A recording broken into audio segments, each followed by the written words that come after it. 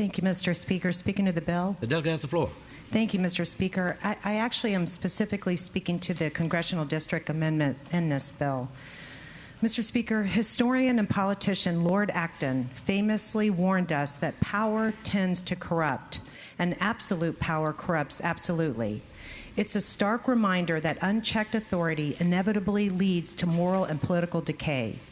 History proves that as power increases, the temptation to act in self-interest grows until the abuse of that power becomes almost certain. Mr. Speaker, I fear our beloved Commonwealth is being steered toward a future where one party rules with absolute, unchallenged power.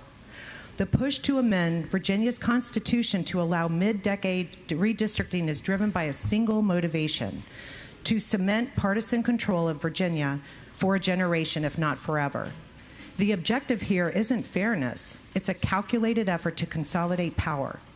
By moving from a balanced map to one designed to silence the opposition, this body is disenfranchising nearly half of Virginia's voters. The majority is telling millions of Virginians that their voices no longer matter.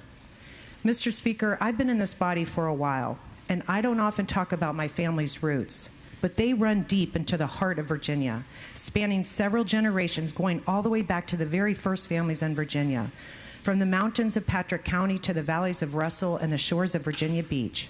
As a matter of fact, I'm a direct descendant of Elizabeth Henry, Patrick Henry's sister.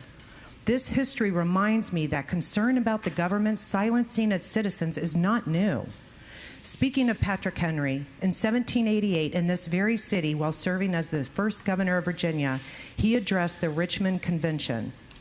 He warned against a government that grows too strong and too indifferent to the natural rights of its citizens, rights bestowed by God. Today, 238 years later, Patrick Henry's warnings remains as poignant as ever. Every voter deserves an equal voice in this government, regardless of zip code. Mr. Speaker, we've heard the justifications. We've heard about political maneuvers in other states, but Patrick Henry had an answer for that logic too.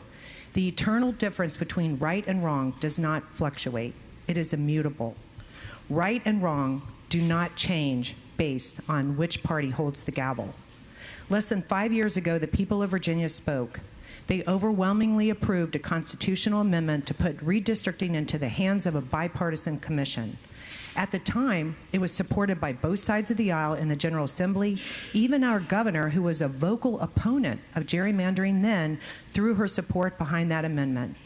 So, Mr. Speaker, I ask, what has changed to warrant such an abandonment of fairness? The answer is simple. The only thing that has changed is the party that holds the power. Thank you.